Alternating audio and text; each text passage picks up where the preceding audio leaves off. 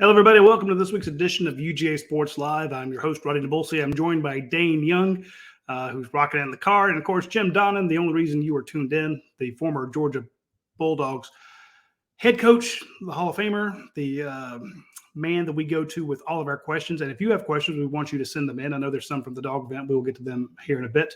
But if you have a question, I know we say this often, and sometimes I don't get to them, but go ahead and put it in the comments section there, and we will do our best to get to them this week. So just drop your comment there. If you're watching on Facebook, put it in the comment section. If you're watching it on YouTube, put it in the chat there, and we will jump on the questions as they total up. All right, Coach, it's another off-season week. We know that we reported some time ago that Georgia's going to start practice on March 14th, and that the spring game will be April 15th. But it's the off season, and there's very few good things that happen in the off season. There's not a lot of great news that breaks. But tomorrow is signing day. Georgia may, and we've got a note from UGA saying we might not sign anybody tomorrow. We might sign one. We might sign two. But because there's not going to be a lot of signees tomorrow, there won't be a Kirby Smart signing day press conference. So we won't get to see Kirby Smart tomorrow. So we're going to make you step in and be the guy. And we want to talk a little bit about the 2023 class and what's coming in. But we also needed to address the fact that, there's some off-season stuff going on. Todd Monken's interviewing. He's back in Athens now. We can report that he is over at the Foundry with Kirby Smart tonight talking about spring practice. He's back in town. But, he's interviewed for a couple jobs. And, Stetson Bennett, the Wonder Kid, has had a little run-in in Dallas. That's not good news for Georgia. So the headlines have been bad. And the headlines tomorrow aren't exactly going to be – could be less than a normal signing day for Georgia. So I'm going to open it up to you to kind of get your thoughts on the offseason topics of the week. Yeah, I know that there's a guy on your website that everybody really looks to say something and that be what it is. What's his name? Bulldog Rob or Bulldog Bob or something like that. I don't see Todd Monken going to either of these two jobs. Number one, the quarterback situation is up in the air for sure. At Tampa, you got a situation where they got a running quarterback that, at the Ravens, that they're not even sure if they can sign him or not. He's got a good situation here as far as, liking it here. It's just normal angst for anybody when a guy, you can't blame him for looking it out. He has a pro background. He likes the pros.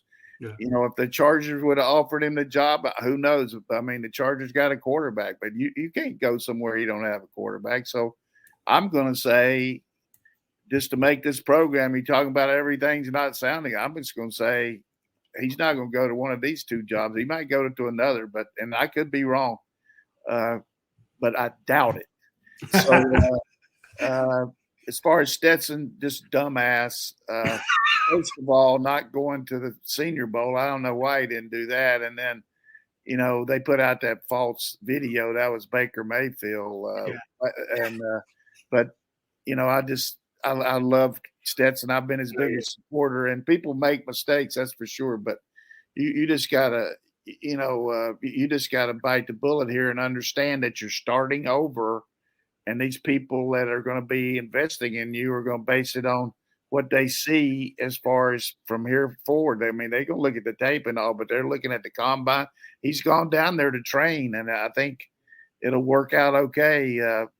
The training he'll get that'll help him, but I hated that happened for him because everything else has been so good. And, so that's what else do you want me to talk about here? I'm going to go. We'll have Dayne jump in here in a second, but I want to ask you a little bit about the draw of the NFL. So a lot of people, they're worried about Todd Monken going to the NFL, and we know that in years past, it was a big deal that you got him from the NFL, even though he had been a college head coach and had coached in college before. He's coached 7 years in the pros. He's coached 7 years, and he's coached about 15 to 20 in the college ranks. But the lure of the NFL from a lifestyle perspective is, it's 24/7 no recruiting. It's all teaching. You got the players there all day and for your practices.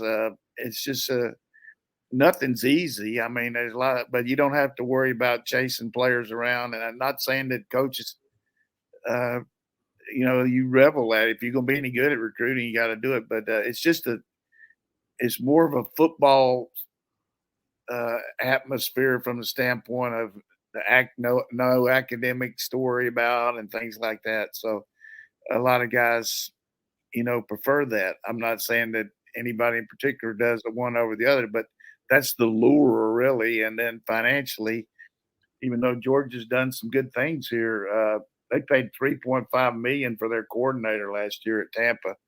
Brian Leftwich, who played at Marshall. So those guys, the brothers down there, they own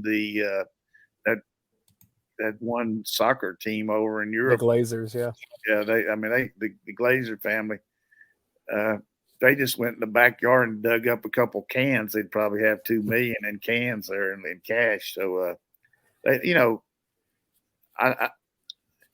I don't really, and I don't worry about coaches leaving near as much as maybe some people do, just because of the MO that Kirby has had here. He's done a really good job of replacing every coach that's ever left. And he has people in the wings that he trains to take non-coordinator jobs, and he had somebody to take over the coordinator job last year for Lanning there. He and Muschamp and Schumann took it over, but Schumann had the co-D coordinator title. So I just feel like there's a lot of things in place here, regardless who leaves. You see the coaches that left last year. Receiver coach left. He brought in B-Mac. The offensive line coach left. Lanning left. Secondary coach left. So Georgia just people waiting in line to come here and work. So you're looking for something to worry about. I'm telling you that. Yeah, but Coach, this is a little bit different. This is the offensive coordinator that a lot of people credit Georgia's last two titles with. It's like it was just him alone, but they feel like he was maybe. We played horseshit defense last year. Horseshit for 2 years. We haven't done anything on defense. Our special teams suck. We don't play anything at all as far as covering kicks, kicking field goals, doing all that 1 out of every 6 plays, leading the nation in total defense. Come on. I'm a big Todd Monken fan, and he's done a terrific job here. There's no question about it. But every team we played the last 2 years, except Alabama and Ohio State, we had better players then. We had better players. And so he would be the first to tell you that, that it's a collaborative effort between all the coaches, and he gives them credit for that. But he certainly would be somebody we would miss, no question. But his system's in place here. We got guys that can run that system. We got quarterbacks that know it. We got guys that can call it. So that doesn't bother me near as much as that. I'm not going to say the average Joe out there, but you have a tendency to be the glass half empty there. I wouldn't worry about that. I want him to stay. I've told him that personally. Hey, I want you to do what's best for you. But yeah. I promise you right now, we will rock. We will rock whatever we do. Whoever's in that chair, we will rock. Might rock better with him, but it won't be much different. Well, that brings up the question, Dayne. I'll ask you this.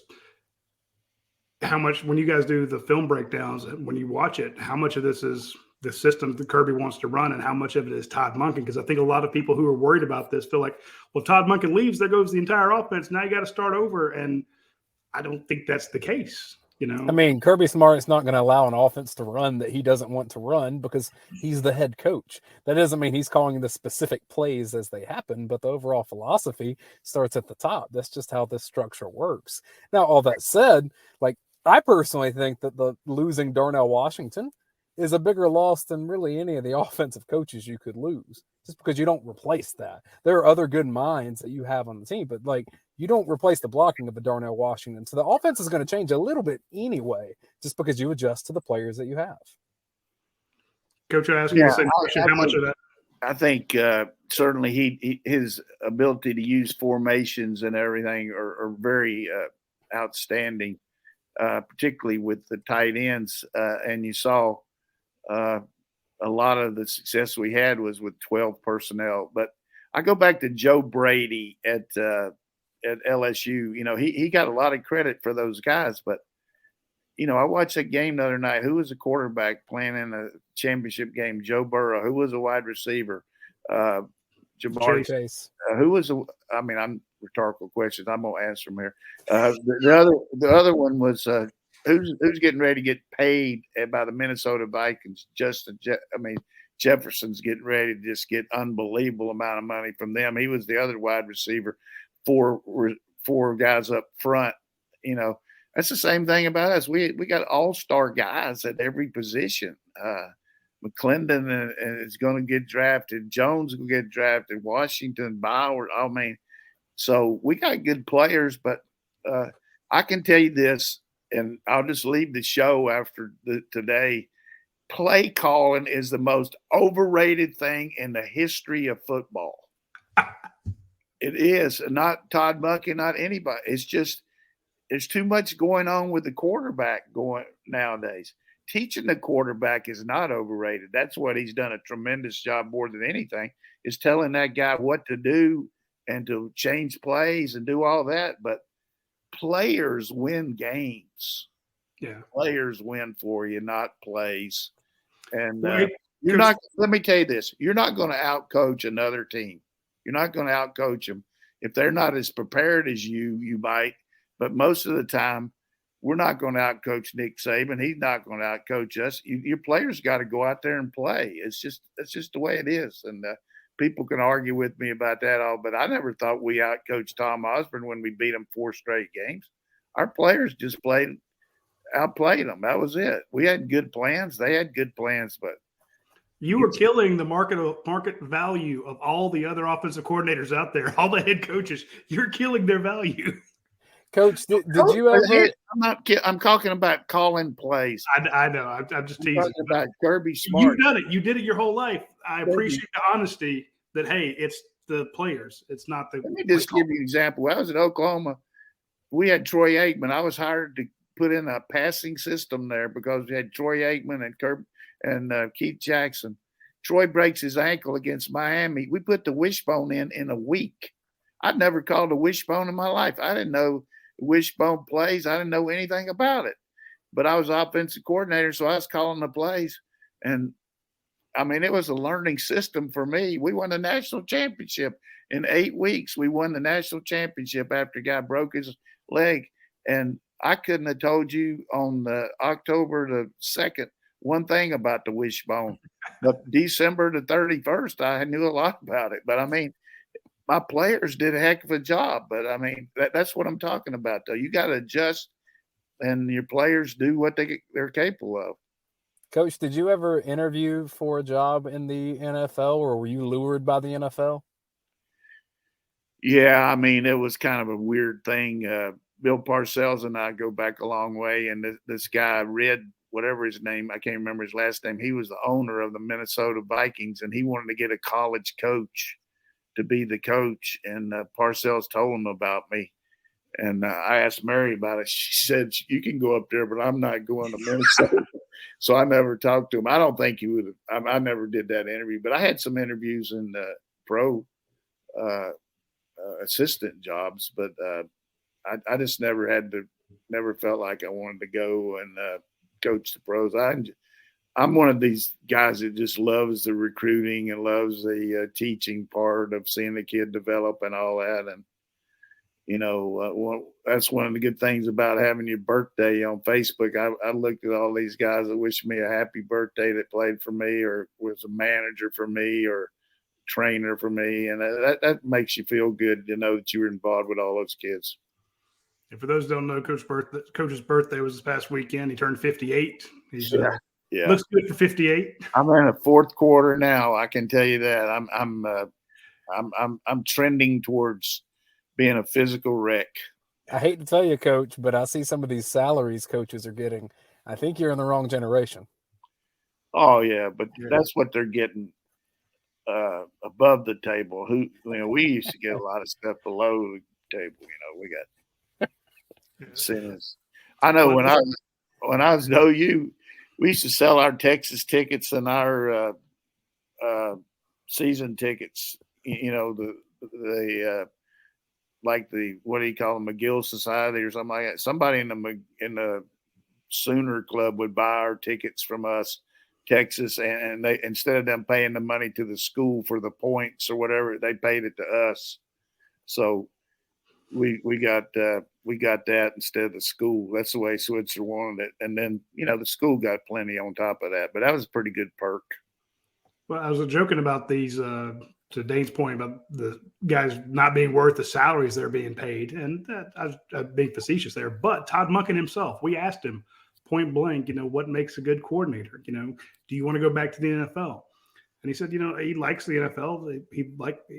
And he mentioned that he didn't say the recruiting stuff. He says he likes the recruiting aspect of it. But when we talk to people outside, in the profession, they're like, it used to be, you had to recruit high school kids. Now you got to recruit your own team all the time because of the portal and NIL stuff. You got to deal with that. But Todd Monken said, you want to know what makes a good coordinator? You want to know what makes these guys good? You want to know what makes me successful? I got better players. He says, you never see a coach with bad players. I mean, you never see a good coach with bad players. He says, you can't coach around that, Exactly. I mean, who's the best offensive coordinator? In his words, the guy that's got the best players. I was like, yeah, and you look at his career path. I mean, he had a great year there at Oklahoma State when he had that baseball player be his quarterback, and they won the Big 12 that year. No, I think they ended up losing to Iowa State, which would have won it for him. But it's like, fortunately for me, I coach at some really good places, and there's some really good coaches that haven't had the records at some of the others because of where they're coaching. They're having to do everything they can to just compete because they don't have as good a player. So, but that's why you see some of these lesser guys getting jobs at some of these better places because they're having to coach with lesser talent, and that's why they move up. And like Mike Gundy just hired a guy from a D3 school to be his defensive coordinator because he runs a 3-3-5. I wonder how Coach Hatcher would do, with a squad like Georgia's or an Alabama or Clemson or something like great. that. He'd do good. He did good when he's at Kentucky. I mean, he's a good offensive coach. You just watch the film, and that's one of the things that I like about our team. We always look like we know what we're doing. We never look like we're, getting ready to have a delay a game penalty or where we handle our motions and shifts without running into each other. I mean, we're a well-coached team. I mean, both sides of the ball plus kicking. I mean, they don't put up with much flip-flopping around, that's for sure. I mean, Radi, you were talking about the film stuff. Like, you give me Broderick Jones and Darnell Washington on one side with Kenny McIntosh running behind them, I'm not going to be a horrible offensive coordinator with that. Like, there may be people that can do it a little better than me or can motivate better, but, like, that's going to at least have me in the ballpark of being able to compete against teams that don't have that. And that's a good point because, you basically look at what Georgia's returning on the offense. It's pretty impressive. And we spoke to our guys, Blaine Gilmer, Jed May, and the guys. They spoke to Dylan Raiola. Now, people may not know who Dylan is. He's the number one player of the country for next year. Now, tomorrow is the official national signing day. Georgia's got most of his class signed. Georgia might pick up a couple of tight ends tomorrow. They might pick up no one tomorrow. We just don't know. But tomorrow's the day you officially kind of turn the clock to the 2024 class. Now, Georgia has the number one class in 2024 and 2025. Kids are coming to play for the University of Georgia, and that includes the number one player in the nation looking hard at Georgia, Dylan Raiola, 5-star quarterback. This is a guy Georgia wants as bad as Arch Manning. All you casual recruiting fans out there, you probably heard of Arch Manning, the number one kid in 2023. This is a guy Georgia wants really badly. He came on our show last night, Rumors versus Facts, and which was a great score for our guys. And he basically said, Kirby Smart and Todd Monken have been very upfront with us about the interviews. And he said he was excited that Todd Monken was getting these opportunities to be interviewed, in multiple places by the Ravens, by the Buccaneers. He said he deserves it. He's won back-to-back titles. He deserves to, have those conversations. And he says if he leaves, Kirby Smart already has a plan in place. He has people in the program ready to step into those shoes. And that makes me think, there's a Mike Bobo, a Brian McClendon, somebody on the staff or somebody that knows the system that Kirby Smart wants to run. You're not going to change everything midstream when you're on a 2-year title run. And it's not like you're going to lose all these great players, to your point, Dayne. You still got Amarius Mims over there on the side. You have Tate Ratledge beside him, Cedric Van Pran beside him, Xavier Truss. You're only changing out basically your left tackle from the starting lineup that you had. You still got Brock Bowers and Lad McConkey and all the talented players. So, Coach, what would it look like how much changes if Mike Bobo steps in, or Brian McClendon, or Dell McGee, or somebody like that? Yeah, I think you keep. I'd be surprised if they changed the way you call plays as far as the names of the formations and the plays. It's a lot easier for the one person to change if you're coming in new than it is all the players. But if you already been here, you already know how to do it too. So I don't see any issue there. There's some coaches that have a little bit different ideas about the number of plays you run or the number of formations you carry going into a game compared to another guy. Some use a lot more volume than others. But philosophically, Kirby's going to, he let one of his best friends go changing philosophies, And so he's going to make sure that philosophy stays the same. Well, and Roddy, at one point that before the season this last year, when Georgia hired Stacey Searles, there was a portion of the fan base there's a portion of the fan base that gripes about everything, but they were complaining that, what's he accomplishing? This is a step down, and Georgia's got to get the best, and yada yada yada. And then Georgia's offensive line performs like that this year, because when you take a coach that has a history of doing good things and can get good players on campus, and then they have good players in that group, all of a sudden they're a lot better. And again, you give me Broderick Jones, I can probably coach offensive line okay. That's a good point. Good point. And here's the other thing: the cohesiveness of the situation is also good with your players, because the players are a little bit more apt to go with change if you're not doing well. But if you're, if it's not broke, don't fix, don't change it. So I think from the standpoint of the other thing is Searles and McClendon and Bobo have worked together and met together and watched tape together for a long time before they were even here last year together. So that means a lot too. And then of course, Coach McGee, I could see whoever got the job, he might be co-coordinator, kind of like what you saw with Muschamp and Coach Schumann. But we're wasting time here because the guy's not leaving. So let's go. But I just wanted to. No, we've hit that enough that I'm giving you my Bulldog Bob 1A prediction that if another pro job comes open that has a quarterback, I would say he would look at it pretty hard, because that, he likes that kind of stuff. But I'm just adding up the pluses and the minuses compared to the pluses and the minuses here. You don't go searching out a something that, and he's smart enough to know that, and this is something that Switzer told me about going after a job when I was looking at some head job. He says, what makes you think that you can go somewhere and do something that somebody else has never done before? That's a good point. And, people do that occasionally, but not very often. Usually the tradition, but I think with NIL and all that stuff around, you can see maybe some things changing in the transfer portal. You can see quicker fixes in college than you used to, but pro ball with the salary cap and the draft and all that, it's hard to catch up. All right. Well, with your guarantee, I'm going to give you folks another guarantee, and that's going to be that our friends at Athens Ford will take fantastic care of you if you go out there and check their lot for all the different cars they have out there. Right now, they're sitting around 400 cars. Again, that's been up to 1,200. I've seen it down to 200, but that guarantee that's more cars than anybody else has in Athens right now.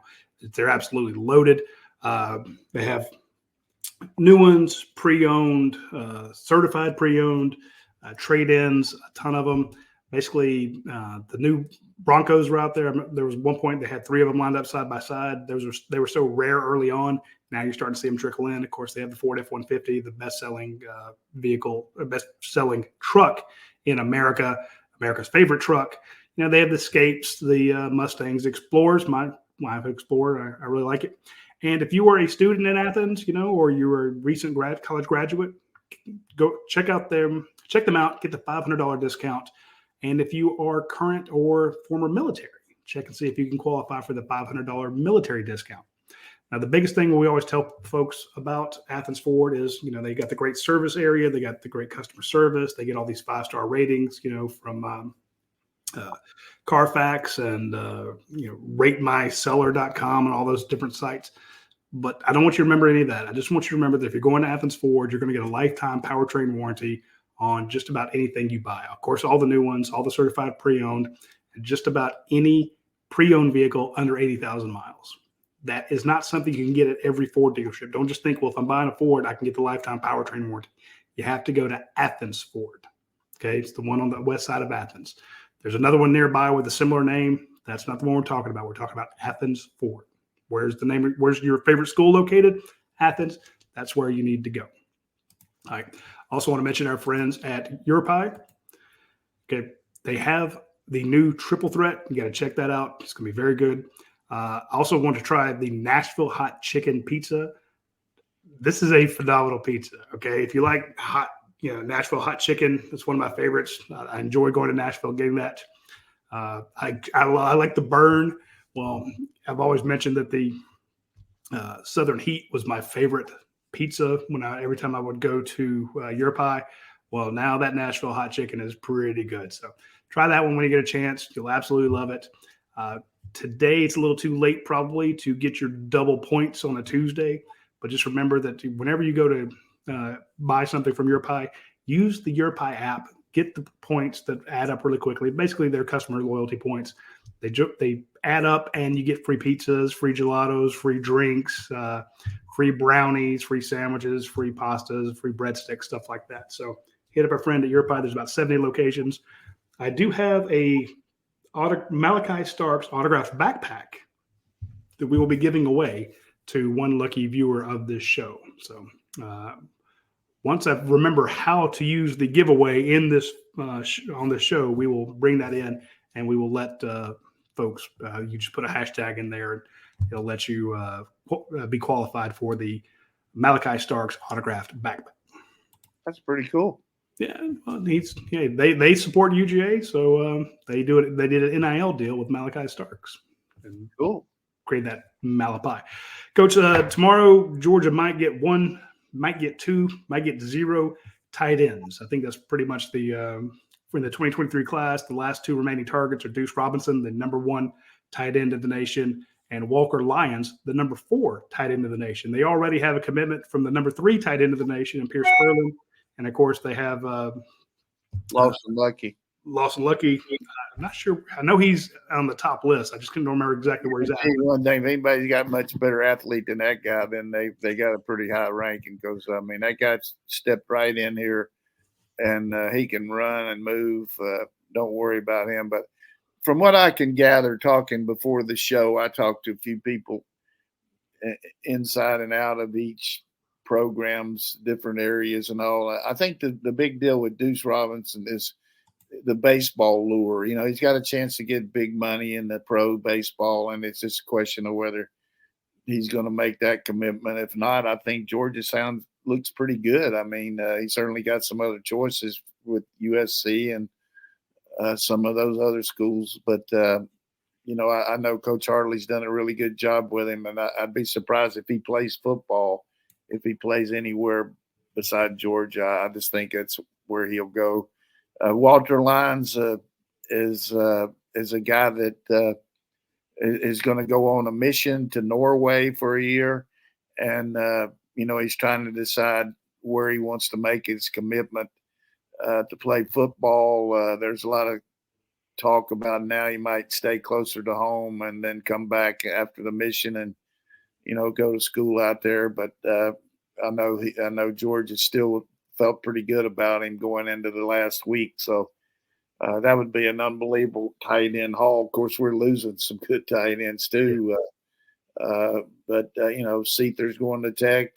Saw where Grody's going to.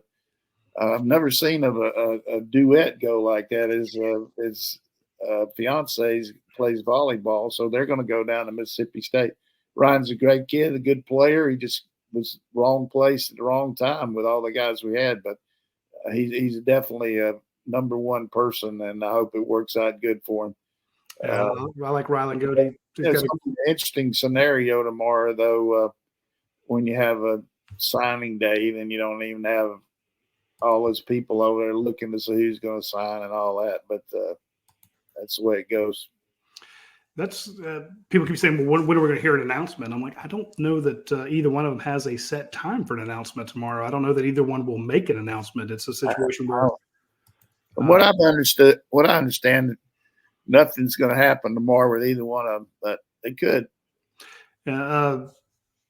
Deuce Robinson, for folks who may not know this, I mean, he's I think the number 20-something player in the nation. He's the number one tight end.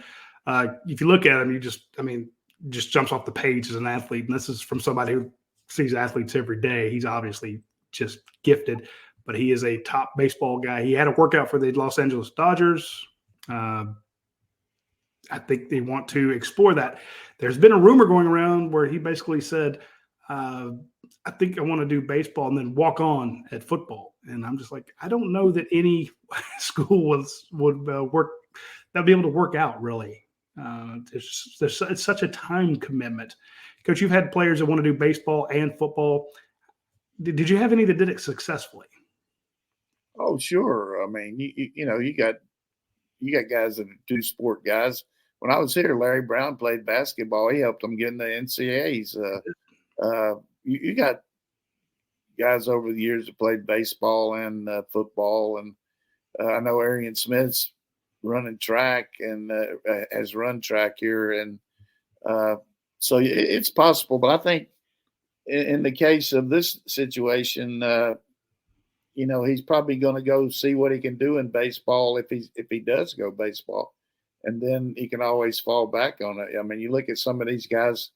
Chris Winkie played baseball 5 or 6 years and then went to Florida State and won the Heisman Trophy. A quarterback at one of those schools out there in North Texas is 30 years old. He played baseball for like 7 or 8 years. So apparently, if they're over 20 or if they're over 24 years old, then it's not fair. And that's what we learned this year. Oh, yeah.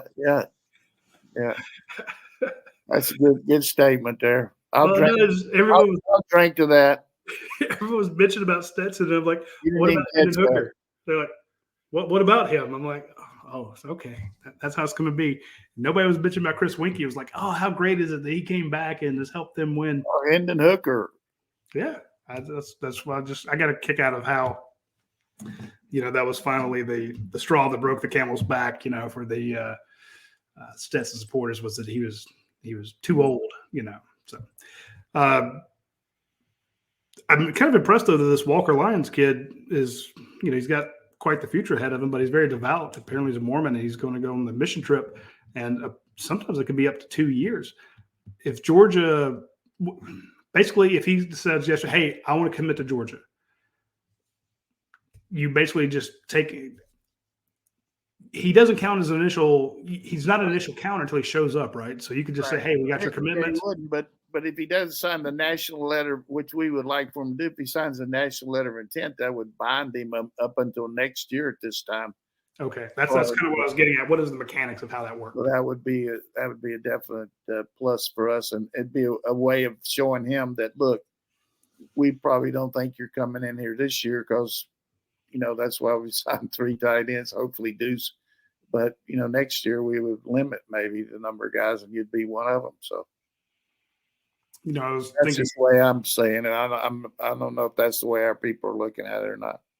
No, I'm with you there. I need to figure out when the baseball draft is, because I think that if I'm Deuce Robinson, I don't sign anywhere until I find out what happens with the draft. And they don't have to sign; you can just show up right after kids get out of high school. It's like end of May or something like that, I think. So because you know what, you always see the SEC players playing in a tournament and getting drafted. Yeah, Dash always does a good job keeping up with that. I should have remembered that from the. But it seems like we start covering baseball in January and it goes through July. So. Yeah, hey, spring sports are here. I want to congratulate the Dogs tennis teams, both of them qualifying for the ITA, the indoors.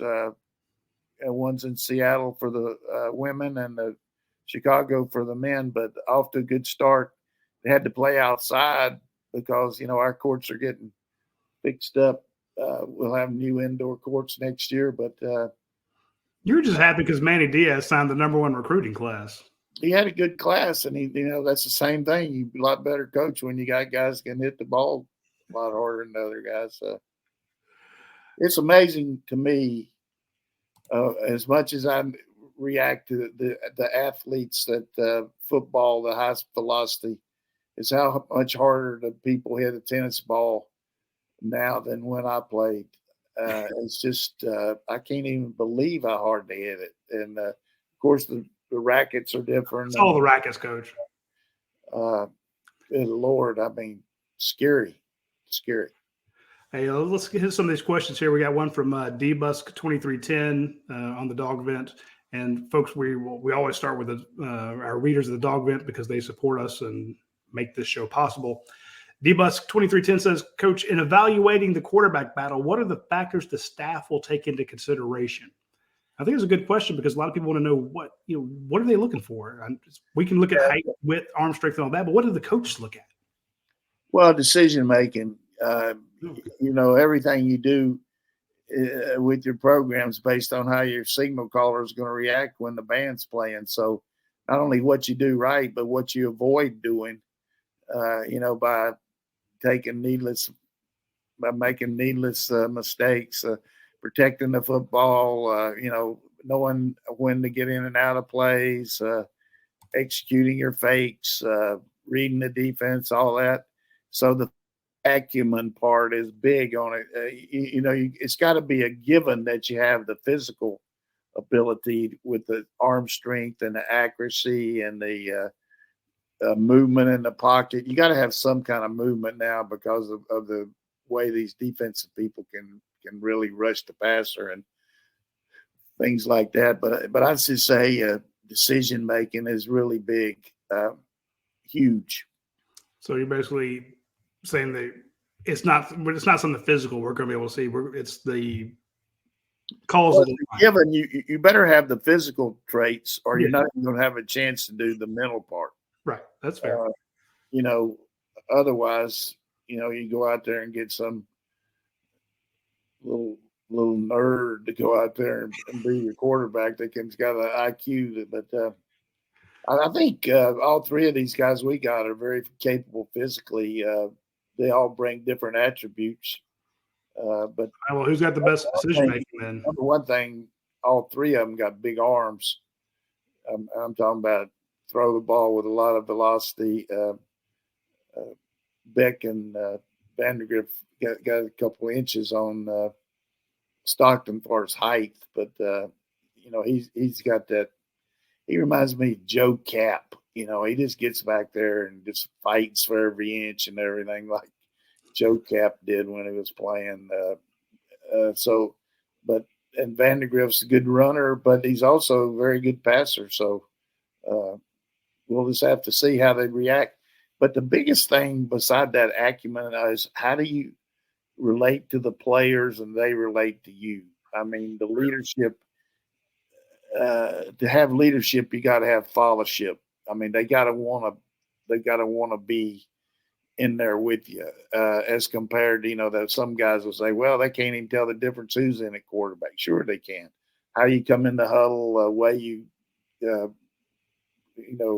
very comfortable with calling the plays. I knew those guys were lying. I knew it.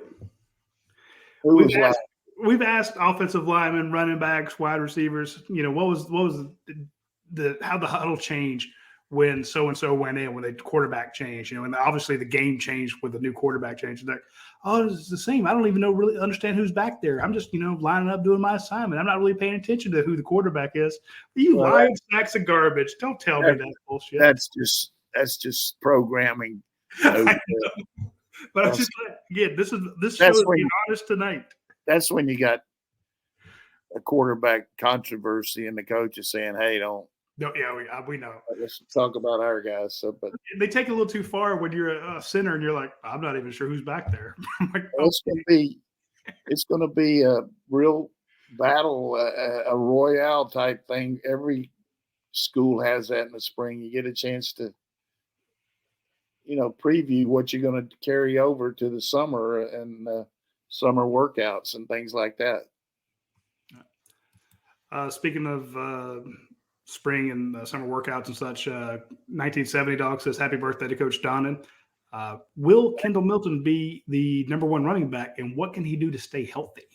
The guy has had poor luck. He's definitely got the lead there. Of course, 30 can come in there and do it too, and you got to feel like the other guys are going to. I mentioned Andrew Paul. I'm really high on him. I think he'll do a good job, and then the other freshman. Branson, of course, but the new Robinson came in a little heavy, but he's got his weight down a little bit. But the thing about Milton, both of the injuries that he had were not because he's a chronic guy to get hurt. I mean, if you're going to get a medial collateral ligament hurt like he did in that Florida game as a freshman, those things happen. And then he pulled his hamstring during two-a-days, and that happens. I know. Over the years, that's one of the worst things can happen to you early in camp, because you're trying to get back and get on the team, and you're worried about people passing you by, and you come out too quick, and you don't let it heal properly. So I don't think that's a good question about what can he do. I just think just go out there and play, because he's physically tough and he's got that burst and he's got the size. He's a big back. I mean, he's the biggest back he's a lot taller than Chubb, isn't he? I think he's taller than Chubb. And not quite as thick, but, he's Todd Gurley type size. I mean, yeah, he's a big boy. And when he decides to go north-south on people, he does. And to your point about just bad luck, I mean, remember Kenny McIntosh had that thigh bruise that just dogged him. Yeah, that's all. Kenny Mac had something happened to him at the Senior Bowl day. I hope he's going to be all right. But did Dash have any report on him? Yes, Dash is actually at the Senior Bowl for the 4 Georgia players that are down there. He saw Kenny McIntosh go down. He put in our group chat, great, Kenny's hurt. We're like, damn. It's like, this is why you don't go to the Senior Bowl, but apparently it's just a cramp. So they came out and said later on. That's good. That's good. So just you get that fear. It's like, son of a, just worry about it. But apparently he's okay. So he'll be out there again, hopefully tomorrow. And Dash had a good interview with Warren McClendon, who was in the fatal car crash on the 15th. And Warren said that he doesn't remember a whole lot of it. He's honoring Devin Willett by wearing number 77. Says it's tough for him to go day by day, but he's meeting with a psychiatrist to help him through it. So our well wishes and best wishes go to Warren McClendon, who's got a heavy heart, but is trying to do what he says Devin Willock would want him to do, which is to go down there to the Senior Bowl and kick some butt. So, and sending love to Tori Bowles too, because her recovery's ongoing and tough deal for her. So thinking about both those as they process all this. Yeah, we got what's the other questions here? We got JC Green. He says, Coach, seems every year there's a breakout freshman that exceeds expectations for UGA. With so many talented kids to choose from, who will be that person this year and why? And I'm going to say that's a little tough question, JC Green, because the expectations for all these guys has to be pretty damn high. Talking about the present or the guys that are coming in? I mean, the ones that are the breakout freshmen, I would assume the ones coming in this year. So the guys that are all signed back in December, and I think that kid from up in New Jersey, Connecticut area, the safety has got to be kind of like the same kind of situation that Malachi was in, just ready to go. He's got all the tools. I can see him stepping in there. Certainly, maybe Freeling at offensive tackle has got all the tools that you want. Then you got those three defensive ends. All three are just Wilson and Kimba and the other guy, and Hall.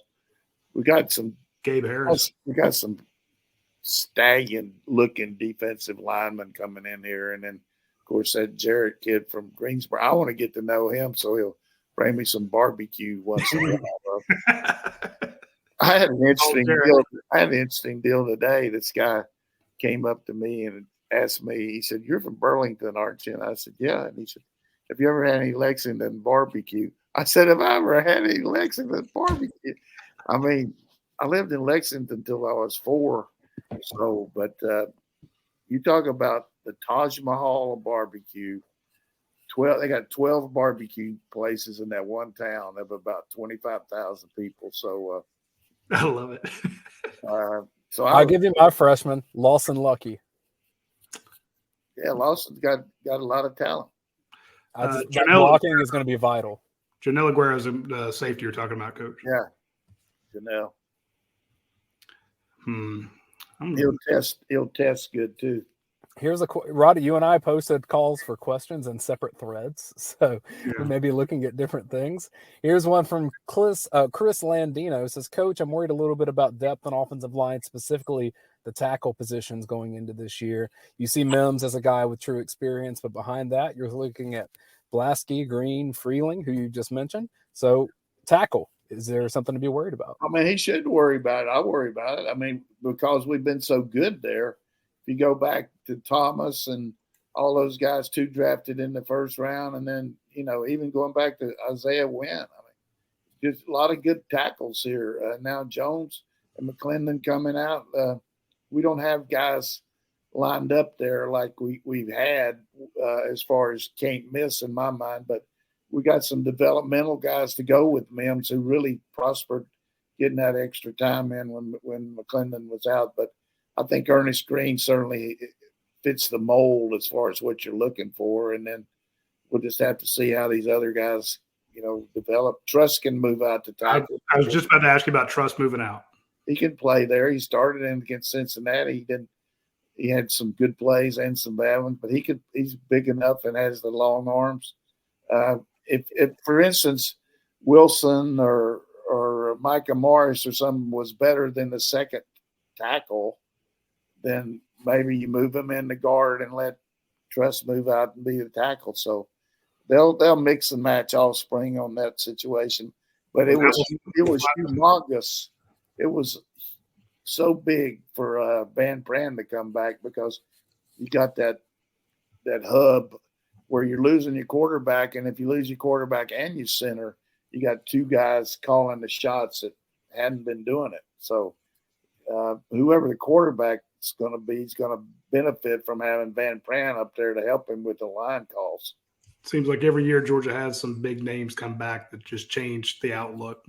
Getting Stetson come back, getting Chris Smith to come back, getting Robert Beal to come back last year, all big names. And then they have Truss stay, Jamel Walther stay.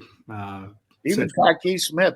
I mean, Tyke has had some bad luck as far as injuries, but the guy was an All-American as a sophomore at West Virginia. I mean, in the whole country. I mean, he made an All-American defensive back. So he's had to learn our style, which involves more man with the star position, but he gives you really good depth there with Bullard, and he, I think he's going to help his draft status coming back and get playing where he's not worried about being hurt.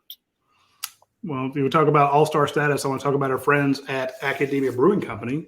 You talk about winning, All-American awards and, a nationwide award. Academia Brewing Company, their beers win a lot of those awards. So when we talk about, all the different stuff they have out there, I want you to look, if you're watching the screen right now, I apologize to folks who are listening to it on the podcast, but we have their beer refrigerator up there, and you just see it's absolutely stocked with their, their Hopperdesiak, their Skol, their sour syllabuses, all the favorites. And of course, the food out there is fantastic. They always have great meals. They have the beer and biscuit brunch Saturdays and Sundays from 10 to 3. You definitely got to try that every weekend. Of course, they always have live music, trivia Tuesdays, just fun stuff going on all the time. The Jack's Cheesecakes, just saying, when you get a chance, swing by Academia Brewing Company. Even if you don't like beer, it's a great restaurant. If you happen to like beer and you've eaten somewhere else, it's okay. It's a great brewery. It's easy breezy. You can't screw it up. So try them when you get the chance. That Jack's Cheesecake, I don't know if anyone knows that story, but we bought some before. My wife's a speech therapist, so she told me about it. So Jack is a young man that has some special needs, and he and his family have learned to make these amazing cheesecakes, and he sells them in the Athens area. So I'm pumped that Academia is on that train because they're some of the best cheesecake you've ever had. Well, that's a great corporate story, and when you talk to Matt Casey out there, he's like, hey, this. We love what Jack's doing, but we also love it because it's good for our customers. It's good for our business. He's it's a great story, but it's a win-win. So I like that. And that's the type of guy Matt Casey is. Huge Georgia fan. I can tell you for a fact he was in LA having quite the time of his life. Our friends at Dead Soxy are also a great corporate story. So also a win-win. If you want to have some fantastic socks to give to your customers, to give to your friends and family and people, and you want them branded with your company logo, your motto, your whatever, you can reach out to Dead Soxy. Let them know that, hey, I have an idea. They will work with you and create some fantastic socks. You only need to buy 100, or that's the minimum order is 100. So it's not like you have to buy 10,000 socks and have to deal with that. But reach out to Dead Socks. You get fantastic socks, and I guarantee you these will be your favorite socks. They will also be your customers' favorite socks. And so when they go rooting in their drawer and they want to get out a pair, they're going to grab the Dead Soxy socks. And it just happens to have your logo over the top of the foot. They're going to see it, and they're going to remember that you gave them to them. And they're going to remember the presentation was really nice. So hit up our friends at Dead Soxy, and they will take great care of you. Coach, we hear about Georgia being running back you or linebacker you, but in talking about center at Georgia, and I'm just thinking about some of the names, with Van Pran being the most recent, but Trey Hill, Ben Jones, Boss Andrews, I mean, you can go on and on and on. How important is it for a program to have, one, that caliber of player, but that stability at that particular position? Yeah, I mean, there's no question that position is – everybody thinks – the quarterback center exchange is just automatic. It's not. You don't have as many under center snaps as you used to. More teams are, even the teams that don't run the spread or operate out of the shotgun a lot better, a lot more. But you just have to have a dependable person there. He's not only got to block his assignment and help get the line calls, but he's also got to remember what the snap count's on. A lot of linemen can't remember that, but the center needs to for sure. And it's just takes a real special guy to be a center. It's very difficult to play that position. And like you mentioned, we've had some really good ones here. And you talk about Lawson Lucky. His dad, Mike Lucky, was a linebacker for me, and his brother was a tremendous center here for us. He did a heck of a job, We had a lot of good players over the years at center at every place I've ever been. I lost the semifinal game in a national championship at Marshall because our center tested positive for weed. Oh, God. And we had another guy in there that, couldn't snap in the shotgun. I mean, we had to play the game under center and made a difference because we couldn't protect that good. And we played all year. We 13-1 going in. And when we had our best team we ever had at Marshall, and the center missed the game and we lost. I mean, Damn. We still almost won, but it wouldn't have been very easy with him playing. And I'll go to my grave saying that. Oof. I've got a question from Big Dog. Big Dog says, Coach, I must say the Devin Willock was starting to blaze a serious trail in that offensive front. It's true when you look back at how much he was playing. With the tragic loss of Willock, who, in your opinion, will likely emerge as the projected two deep left and right guards on the offensive line? Georgia seems to have a lot of guards, Coach. How do you see that? I think Morris and Wilson probably be the guards, Micah Morris and Wilson, but you never know what's going to happen with these new guys coming in either. But as far as experience, both those guys are thick and knock you off the ball, and they'll probably be behind Truss and Ratledge. Oh, awesome. I've heard a lot of good things about Micah Morris. Coach, you were saying that center, it takes a special person to play that position. I love this question from Mullet Dog. It says, I know the quarterback battle gets all the headlines, but I'm curious what Coach thinks about replacing Hot Pod at kicker since Podlesny was money most of the season. And don't even mention that. I can't even think about that tonight. God, that's that guy's money now.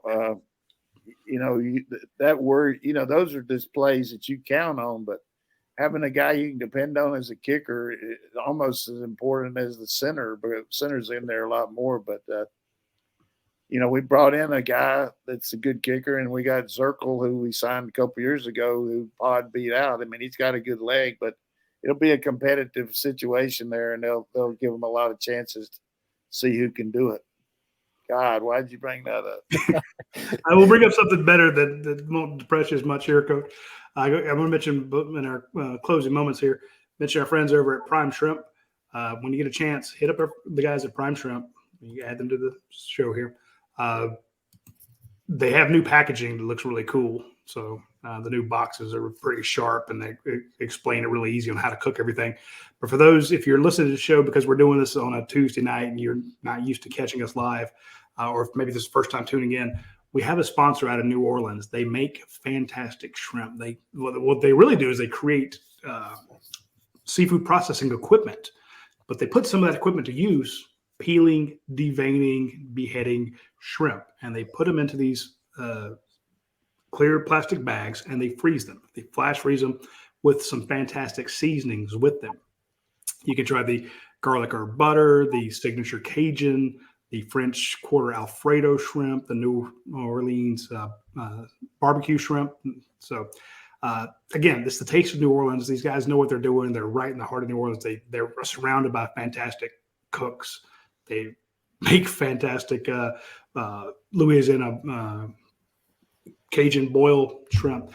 Try this stuff. It's going to come to you in a box. The box is going to have dry ice in it. It's going to be insulated. It's going to come to you frozen.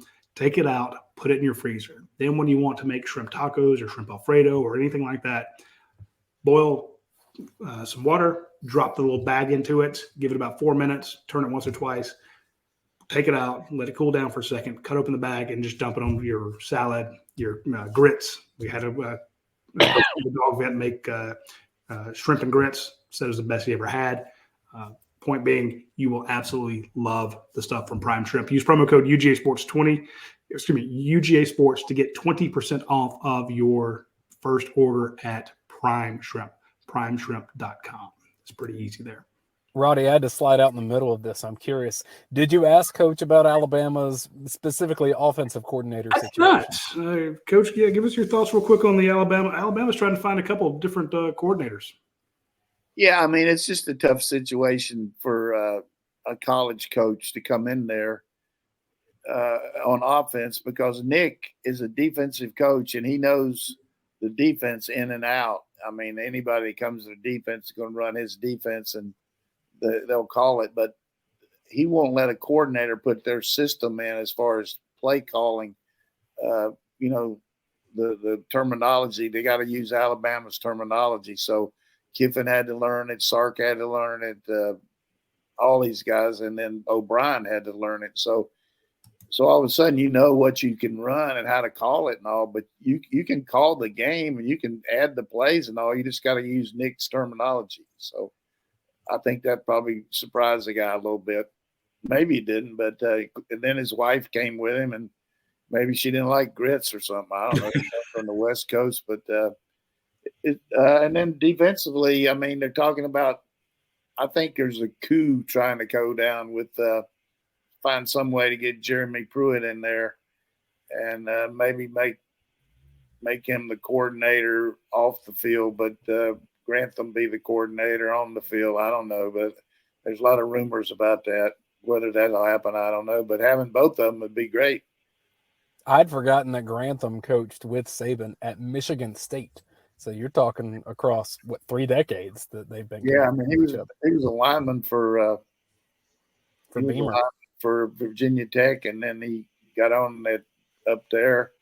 I remember when I don't know who it was that somebody told me that that he was coaching the defensive ends at Dallas, and I told one of the local guys around here that Grantham was going to be the defensive coordinator here. Nobody believed it. And back then we didn't have a lot of scoop like Radi has all the time now, but that was about the only scoop I ever had. I told him that that Grantham was coming here before anybody else.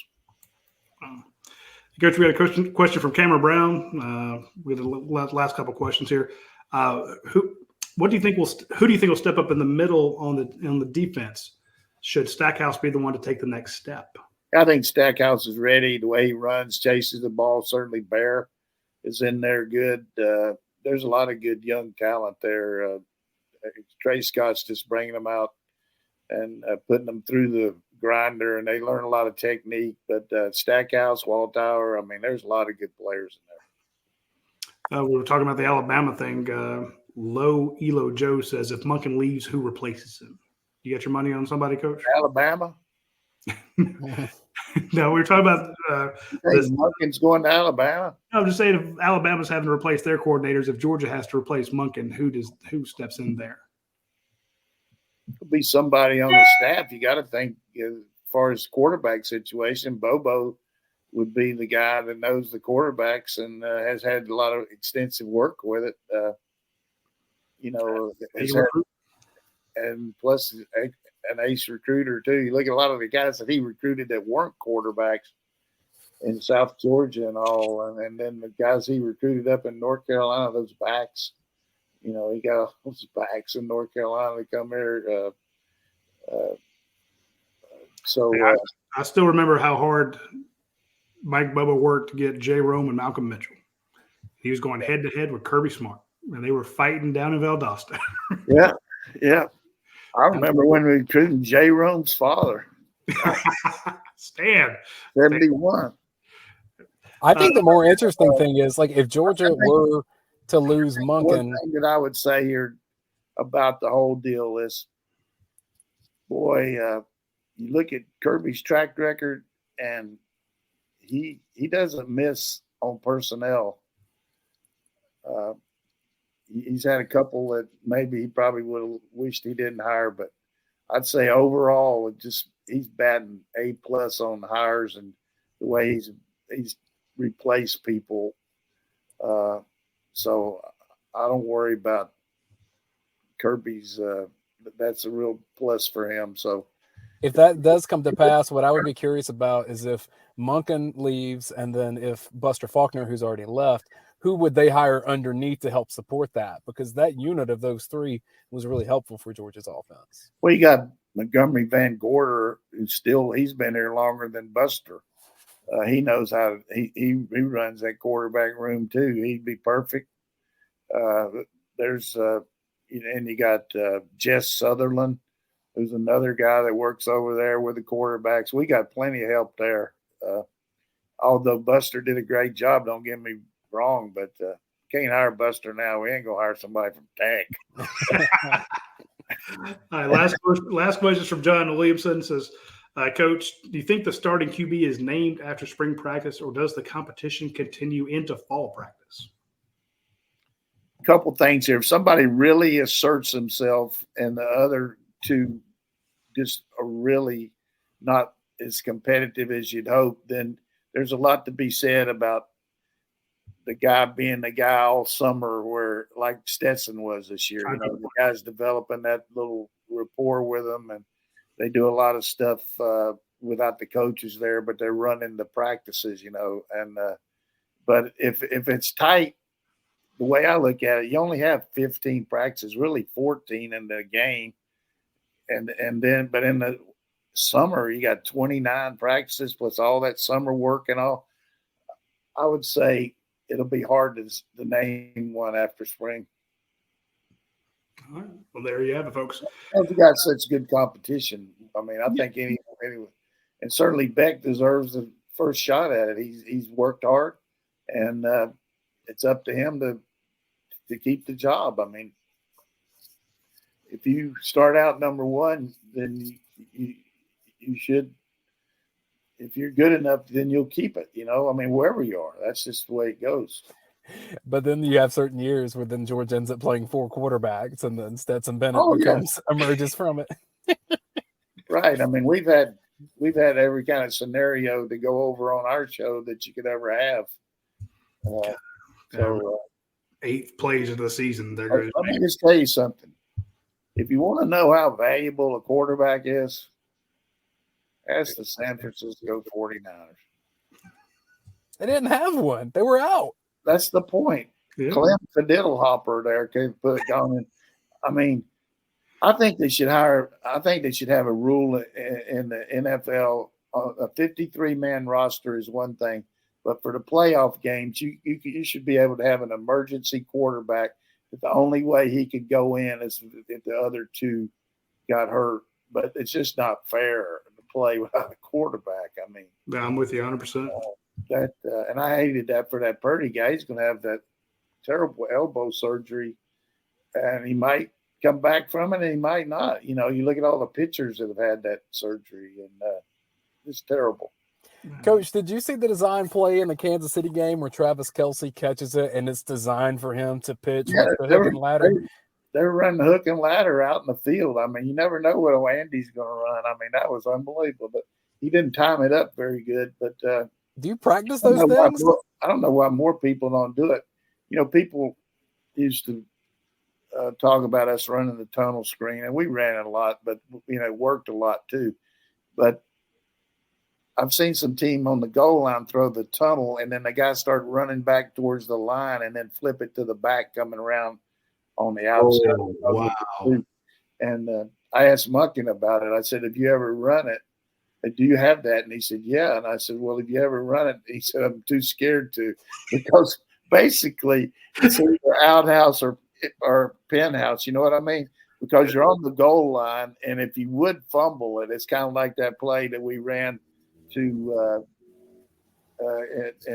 where we do it to 84, and he's coming back around McConkey, and it was a backward pass, and we lost 8 yards.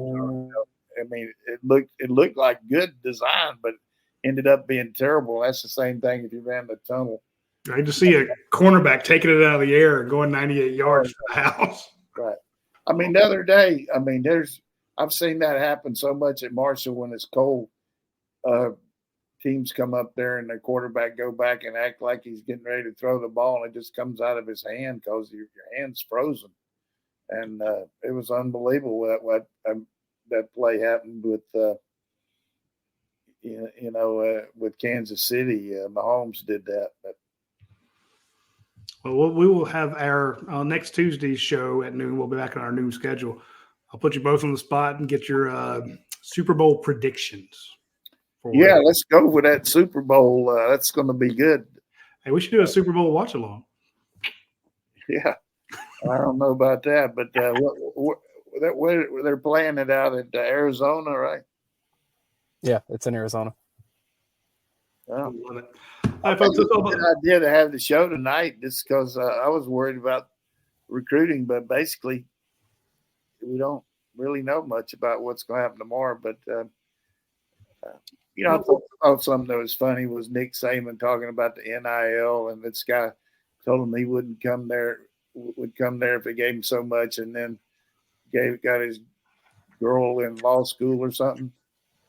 And people are saying, yeah, well, Nick won't put up with anything. And how did he get the #1 class in the country then if he's not using NIL?